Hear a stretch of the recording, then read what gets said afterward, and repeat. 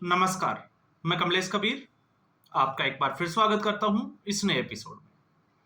आज के इस एपिसोड में हम बात करने वाले हैं एससीओ समिट की।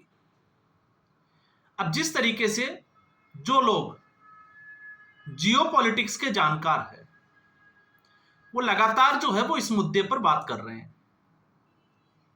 अब चूंकि हमने जो है वो वेट किया, इंतजार किया कि एक बार जो है वो फाइनलाइज हो जाए कि इस एससीओ समिट में क्या क्या हुआ है। तो जब सारी चीजें सामने हैं तो लगा कि अब जो है वो इसके ऊपर बात करनी चाहिए। ऐसा नहीं है कि जियोपॉलिटिक्स के जानकारी ना हो और फिर एक तबका जो है वो अलग अलग तरीके के जो है वो वीडियो बना रहे हैं, और कुछ लोग इस तरीके के भी वीडियो बना रहे हैं कि शहबाज शरीफ को इग्नोर कर दिया, उसने उससे हंस के बात की, उसकी बॉडी लैंग्वेज ये थी। ठीक है, ये मुलाकातें और ये बॉडी लैंग्वेज जो है वो अपनी जगह अपना मायने रखते हैं, लेकिन एससीओ समिट से किसी की बॉडी लैंग्वेज से, शहबाज शरीफ से बात नहीं की, इससे मुझे लगता है कि बचना चाहिए। क्यों बचना चाहिए?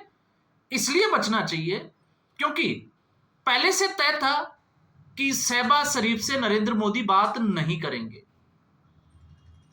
दूसरा, पहले से यह तय था जिस तरीके से ट्रंप और पुतिन की मुलाकात हुई है, जेलेंस्की का फोन आया है प्रधानमंत्री नरेंद्र मोदी के पास, और जिस तरीके से टैरिफ वॉर चल रहा है, तो यह तो पहले से ही नजर थी कि रसिया, भारत और चीन, इनकी मुलाकात कैसे होती है। तो मुझे लगता है कि इसलिए मैं कह रहा हूं कि इन चीजों में जाने के बजाय हमें जो है वो आकलन को आकलन के तरीके से देखना चाहिए। अब जैसे एक इसमें बहुत बड़ी चीज जो निकल कर आई एससीओ की, वो थी प्रधानमंत्री नरेंद्र मोदी ने जिस तरीके से एससीओ को नए रूप में परिभाषित किया। S for security, C for cooperation और ओ फॉर अपॉर्चुनिटी। अब आप सोच के देखिए कि इन तीनों शब्दों का इंपॉर्टेंस यहां एससीओ समिट में क्या है। एस फॉर सिक्योरिटी, तो कोई भी स्वतंत्र जो देश है, आजाद देश है, उसको अपनी रक्षा करने का अधिकार है। यह साफ तौर से सबको मैसेज दे दिया गया है, फिर चाहे वो उस कड़ी में चाइना हो या फिर उस कड़ी में कोई दूसरा देश हो। इसके बाद में है कोऑपरेशन। कोऑपरेशन का मतलब होता है एक साथ मिलकर काम करना, और फॉर अपॉर्चुनिटी का मतलब यहां पर आप सीधे तौर से समझ सकते हैं कि मौका देना, एक अवसर के रूप में इन चीजों को लेना। तो ये एक नई परिभाषा थी। दूसरा, इसमें जो सबसे इंपॉर्टेंट चीज थी कि एससीओ समिट में आपने देखा होगा, इससे पहले राजनाथ सिंह का एक दौरा हुआ था, और राजनाथ सिंह ने उस ज्वाइंट डिक्लेरेशन पे साइन करने से इनकार कर दिया था। क्यों इनकार कर दिया था? क्योंकि उसमें आतंकवाद को लेकर कोई बात नहीं की गई थी। लेकिन इस बार इस एससीओ समिट के ज्वाइंट डिक्लेरेशन में पहलगाम अटैक की बात की। यह भारत की जो है कूटनीति के तौर पे अगर हम देखते हैं तो यह एक बहुत बड़ी जीत है। साफ तौर से जो है वो पहलगाम अटैक को कंडेम किया गया, और इसमें खुलकर जो है वो सीधे तौर से पाकिस्तान का तो नाम नहीं, लेकिन जिस तरीके से सुना सकते हैं उस तरीके से इसमें साफ तौर से सुनाया गया है। और तीसरा, अमेरिका का नाम ना लेते हुए इसमें अमेरिका को भी एक बहुत बड़ा संदेश दिया है। और यही नहीं, इतना तक बोला गया है कि अमेरिका जैसे देश ने, क्योंकि अमेरिका का नाम नहीं लिया, लेकिन अमेरिका जैसे देश ने वर्ल्ड ट्रेड जो ऑर्गेनाइजेशन है उसके यूएन चार्टर जो है उसका उल्लंघन किया है। अब आप इसको ठीक इसके अमेरिका के राष्ट्रपति के साथ जोड़कर देखिए। तो अमेरिका के राष्ट्रपति ने जिस तरीके से टैरिफ लगाया, तो उसकी जो अदालत है, आप आईईपीए जो है उनका 1977 का, जिसमें राष्ट्रपति जो है वो टैरिफ नहीं लगा सकता। अब डोनाल्ड ट्रंप उसको भी चैलेंज कर रहे हैं, और आपको यह भी पता होगा कि अभी 2-3 दिन पहले खबर आई थी कि यह मामला जो है वो सुप्रीम कोर्ट तक जा चुका, और सुप्रीम कोर्ट ने इसको अलग तरीके से, या हम कहें कि ये कह सकते हैं कि सीधे तौर से ये कहा कि ट्रंप ने जो ये टैरिफ लगाया है ये अनुचित है। तो ये अमेरिका में सुप्रीम कोर्ट का वक्तव्य है, और साथ में अमेरिका के इकोनॉमिस्ट जो है वो क्या कह रहे हैं वो आप लोग सुन ही रहे होंगे। उनके अर्थशास्त्रियों का सीधे तौर से कहना है कि इससे अमेरिका का बेड़ा गर्क हो जाएगा। और उससे भी बड़ी बात यह है कि चाइना और भारत, क्योंकि यहां अहम बात जो है वो यही है। क्यों?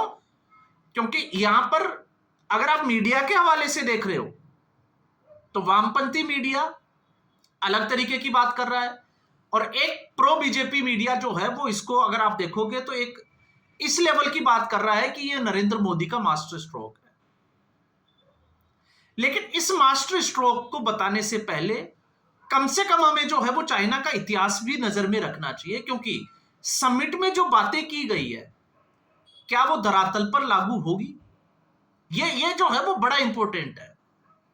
क्योंकि एक तरीके से आप सोचकर देखिए, भारत अमेरिका के लिए जिस तरीके की चुनौती है तो चाइना के लिए तो उससे भी ज्यादा चुनौती है, क्योंकि चाइना का पड़ोसी देश है। तो ऐसी स्थिति में क्या चीन के ऊपर भरोसा किया जा सकता है?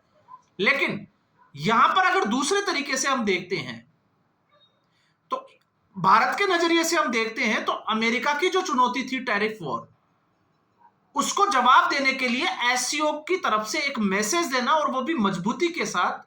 और वो इसलिए जरूरी हो जाता है क्योंकि इस एससीओ का अब सीधा कनेक्शन है ब्रिक्स के साथ, क्योंकि रसिया, चाइना और इंडिया ये ब्रिक्स के भी सदस्य देश है।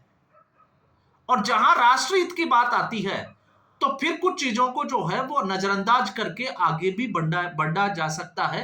ये भारत ने जो है वो पिछले कुछ दिनों से ऐसा दिखाया है, क्योंकि अब जो है वो एक तरफ से ये हवा बनाई जा रही है कि अब चाइनीज माल, दिवाली पे जो है वो चाइनीज पटाखों का बहिष्कार नहीं करेंगे, अब हम जो है वो चाइनीज माल को आने देंगे। ये समय की जरूरत के हिसाब से चलता है, देश हित को लेकर चलता है। अब इसका एक एग्जांपल बता देते हैं उन्हीं लोगों को। क्यों? क्योंकि यूट्यूब पर वीडियो बनाने के लिए किसी की बॉडी लैंग्वेज, कौन हंस रहा है, किसको इग्नोर कर दिया, इससे ज्यादा जरूरी है फैक्ट्स पे रिसर्च करना। और फैक्ट्स का रिसर्च ये कहता है कि ब्राजील जो है, आपने लूला का स्टेटमेंट देखा, जिस तरीके से उन्होंने कहा कि वो ट्रंप का फोन भी नहीं उठाएंगे, भारत से बात करना पसंद करेंगे। तो उसी ब्राजील से भारत जो है वो सोयाबीन का एडिबल ऑयल, सोया ऑयल जो है वो खरीदता था। अब अचानक से जो है वो भारत ने पिछले महीने 2 महीने पहले एक डिसीजन लिया, और वो डिसीजन ये था क्योंकि चाइना जो है वो सोया ऑयल का एक्सपोर्टर है। तो चाइना से जो डील हुई तो चाइना ने भारत को ऑफर दिया, इंडिया को, कि हम आपको उससे 15 से 20 यूएस डॉलर जो है वो सस्ता देंगे ब्राजील से। तो भारत ने उस एडिबल ऑयल के लिए चाइना के साथ डील कर ली। तो कईयों की ये है ना कि चाइनीज माल का बहिष्कार करना नहीं, कुछ ऐसे मामलों में कुछ ऐसी तरीके से भी काम किया जा सकता है जिसमें देश हित का फायदा हो। जैसे एक तरफ आप हाउडी मोदी और नमस्ते ट्रंप वो देखा ही था, और जिस तरीके से दोनों नेताओं के बीच में गलबहियां चल रही थी तो हम उसको भी मास्टर स्ट्रोक ही कह रहे थे। और अब जब नरेंद्र मोदी जो है वो अमेरिका के राष्ट्रपति का फोन नहीं उठाते तो हम उसको भी मास्टर स्ट्रोक ही कह रहे हैं। तो फिर ये क्या है? आज वही भारत जो है वो अमेरिका के लिए, अपने एग्रीकल्चर सेक्टर के लिए जो बाजार चाहिए था अमेरिका को, वो नहीं खोल रहा है। क्यों नहीं खोल रहा है? क्योंकि उसमें किसानों का अहित छुपा हुआ है। तो ये जो है वो उस देश की कूटनीति है, डिप्लोमेसी है, उसका ट्रेड है कि वो किसके साथ, जिसमें राष्ट्रहित में फायदा हो, फैसला लेना है। तो ये जो चीजें हैं, अब इस एससीओ समिट में जब पहलगाम अटैक की जब निंदा की गई, और जिस तरीके से भारत में नरेंद्र मोदी ने अपना पक्ष रखा कि उन्होंने जो है वो आतंकवाद को करारा जवाब दिया, नाम तो नहीं लिया लेकिन सीधे तौर से साफ इशारा था शहबाज शरीफ की तरफ। लेकिन इसी एससीओ समिट में जाफर एक्सप्रेस की घटना का भी जो है वो जिक्र हुआ, जिस तरीके से बलूचिस्तान में उस ट्रेन को जो है वो कब्जा कर लिया था बलूचों ने, तो इसमें जो है उसका भी जिक्र किया गया है। तो ये जो है ऐसा नहीं है, ये सिर्फ और सिर्फ एक मैसेज था। अब इसका इंप्लीमेंट जो है वो कब तक होता है, ये एक जो है वो बड़ी बात होती है, क्योंकि इंपॉर्टेंट है डबल स्टैंडर्ड का होना। क्योंकि अगर जहां पर डबल स्टैंडर्ड की बातें होती है तो फिर जो है वो मामला सारा का सारा गड़बड़ा जाता है। अब ऐसे में दूसरे अग्रिम इस पहलू से, क्योंकि अभी यूएसए का जो है वो स्टेटमेंट आना अभी बाकी है इस एससीओ समिट के बाद, तो पुतिन, नरेंद्र मोदी और जिस तरीके से जिनपिंग की मुलाकात हुई, अब उससे पहले आपने यह भी देखा कि वहां के पीटर नवारो जो सलाहकार है डोनाल्ड ट्रंप के, उन्होंने भी एक बात बोली थी, क्योंकि एक तरफ हमारे यहाँ पे विपक्ष के नेता राहुल गांधी अब हाइड्रोजन बम की बात कर रहे हैं, तो वहां पर पीटर नवारो जो है वो भी इसी तरीके की बात कर रहे हैं। अब इनका क्या लिंक है आपस में, कैसे इनके सलाहकार है, और सलाहकारों की जब हम बात करते हैं तो आप थोड़ा सा जो है वो स्टडी करोगे तो आपको मिलेगा कि डोनाल्ड ट्रंप ने जो पिछले कार्यकाल के उनके सलाहकार थे, जो स्टाफ थे, एडमिनिस्ट्रेशन था, उसको सबको हटा के नया एडमिनिस्ट्रेशन हायर किया है। अब ये शायद हो सकता है उसकी वजह से भी हो। तो पीटर नवारो ने कहा कि ब्राह्मण जो है वो पैसा कमा रहे हैं। इससे पहले भी उन्होंने एक बयान दिया था, मोदी का युद्ध, रसिया और यूक्रेन जो है वो मोदी का युद्ध है। तो अगर उनसे कोई पूछे कि यूक्रेन को इस युद्ध के लिए उकसाने वाला कौन था, रसिया को उकसाने वाला कौन था, अमेरिका था। नाटो में जो है वो उसको बुलाने की कोशिश कर रहा था, शामिल करने की। रसिया उससे उखड़ा हुआ था, युद्ध हुआ, सामग्री बेची अपनी यूरोपियन कंट्रीज को, और लेकिन यही डोनाल्ड ट्रंप ये कह रहा था कि मैं 24 घंटे में ये युद्ध बंद करा दूंगा। तो अब अलास्का में मीटिंग भी हो गई, क्या मिला डोनाल्ड ट्रंप को? पुतिन ने झुंझुना पकड़ाया और अपने देश चले गए। और अब तो मुझे लगता है कि जो जेलेंस्की अमेरिका के बल पे कूद रहा था, अब तो वो खुद ये जो है वो मानने लगा है कि डोनाल्ड ट्रंप से कुछ नहीं हो सकता। अगर विश्व में कोई शांति के लिए प्रयास कर सकता है तो वो नरेंद्र मोदी कर सकता है। और ये इस एससीओ समिट में नरेंद्र मोदी ने ये बात जो है वो पुतिन की मुलाकात के बाद दोहराई भी है कि वो शांति के पक्षधर है और इस मसले का जो है वो हल निकलना चाहिए। तो कल को ये ना हो कि ऐसा हो कि नरेंद्र मोदी ने इस युद्ध की समाप्ति की घोषणा करवा दी। ये हो सकता है क्योंकि अब वर्ल्ड ऑर्डर जो है वो बदल रहा है। अब जो पीटर निवारो है उसने ये बम तो फोड़ दिया, अब यहां पर जो है वो विपक्ष ने उसको लपक लिया और आज बिहार से भी कुछ ऐसे ही जो है वो स्टेटमेंट की खबर आई। अब लोग जो है वो इसको जातिवाद से देख रहे हैं। अब जब जातिवाद से देख रहे हैं तो अगर आप देखोगे तो इसके विपरीत एक और घटना हुई है जिसके ऊपर मुझे शायद जो है वो लगता है कि आपको पता है या नहीं है, लेकिन मैं आपको बता देता हूं। सागरिका घोष का एक ट्वीट आया है। सागरिका घोष राजदीप सरदेसाई की वाइफ, राज्यसभा की सांसद टीएमसी की। अब ये जो ब्राह्मण शब्द जो है वो उस वेस्टर्न कल्चर में यूज किया जाता है रईसों के लिए, अमीरों के लिए, लेकिन यहां पर जो है वो इसको पकड़ लिया जातिवाद से जोड़कर अलग अलग तरीके से जो है। हालांकि ये पीटर निवारो ने भी बड़ी चालाकी के साथ ये वर्ड यूज किया है, क्योंकि इससे पहले नरेंद्र मोदी के वो मेडिटेशन वाले कुछ वीडियो जो है वो भी अमेरिका की तरफ से जारी किए गए थे, फोटोज वगैरह। तो ये एक जो है वो यहां पर जातिगत तौर पे जो है जिस तरीके से डिवाइड एंड रूल की जो पॉलिटिक्स जो खेली जा रही है अमेरिका की, ये उस खेल का हिस्सा है। लेकिन यह भी सत्य है कि ब्राह्मण जो वर्ड यूज किया जाता है वो उन रईसों के लिए किया जाता है, और उन्होंने कह दिया कि भारत के जो ब्राह्मण है वो इससे पैसा कमा रहे। तो ये बड़ी चालाकी के साथ वर्ड यूज किया गया है। और फिर उसके बाद में सागरिका घोष जो है वो एक लाइन जो है वो मुझे लगता है कि वो नहीं लिखना चाहिए था, लेकिन वो लिखी। इलिटरेट पीपल्स को जो है वो ये बात समझ में नहीं आएगी। और फिर प्रियंका चतुर्वेदी ने उसका जवाब दिया है। तो मुझे लगता है कि आप लोगों को जो है उस ट्वीट को भी देखना चाहिए।